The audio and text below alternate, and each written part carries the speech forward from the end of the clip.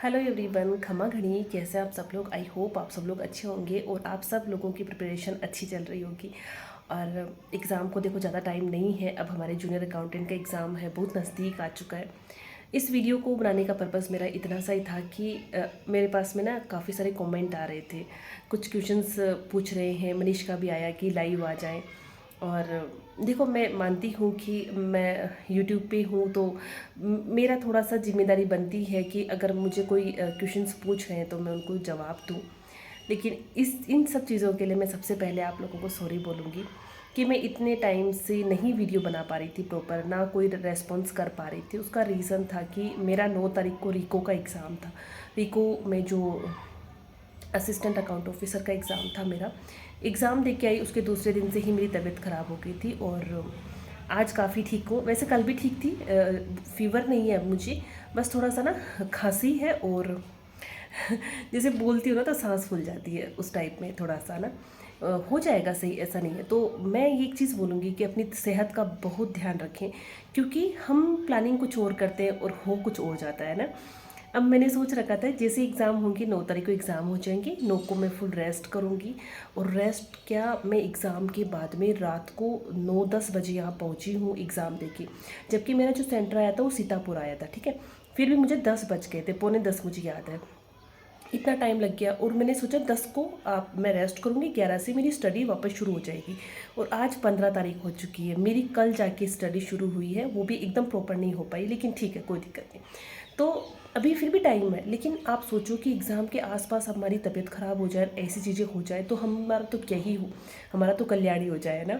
तो इसलिए अपनी सेहत का बहुत बहुत ध्यान रखें प्लीज़, है ना। एक तो ये अपन क्या करते हैं, जैसे मेरी तो बहुत सारी मिस्टेक हुई है एग्ज़ाम को लेके। मैं आपको बताती हूँ सबसे पहले कि ये सब चीज़ें छोड़िए, तबीयत आप लोग सफिशेंट मैच्योर है कि आप लोग अपना ध्यान रख लेंगे। लेकिन जैसे मेरे पास ना एग्ज़ाम को लेके था कि आपका रीको का एग्ज़ाम कैसा गया। तो देखो, मेरी इतनी कुछ खास प्रिपरेशन थी नहीं। जनरल पार्ट में मैं जनरल पार्ट के साथ में स्ट्रगल ही कर रही थी, तो उसके बारे में ज़्यादा नहीं बोलना चाहूँगी। लेकिन अब जैसे रही बात, मतलब ये कि मैंने जनरल पार्ट पे थोड़ा फोकस किया, क्योंकि देखो बेसिक से मैंने शुरू किया था, मेरा तो एकदम नील था। नील से लेके मैं थोड़ा सा स्टार्ट किया, तो मैं तो बोले ना कि कहीं की नहीं रही ना। तो मैंने कॉमर्स पार्ट ढंग से कर पाई, क्योंकि कॉमर्स पार्ट को भी पढ़ने की नीड थी, और ना मेरा जनरल पार्ट ढंग से हुआ था। तो मैं ये एग्ज़ाम ऐसे ही देने गई थी।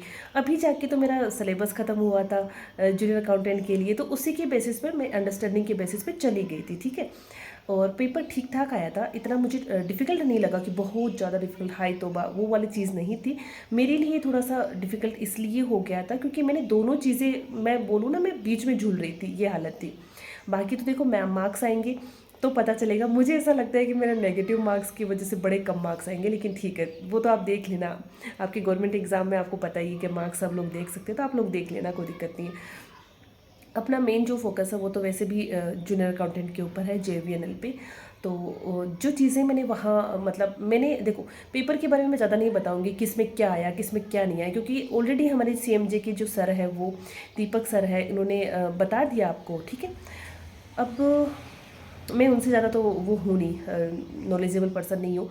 लेकिन दूसरी चीज़ मैं ये ज़रूर कहूँगी कि पेपर देखने के बाद में मुझे ये ज़रूर रियलाइज़ हुआ पर्सनली मेरे लिए कि मुझे प्रिपरेशन की बहुत ज़्यादा ज़रूरत है, जो कि मैं करने वाली हूँ।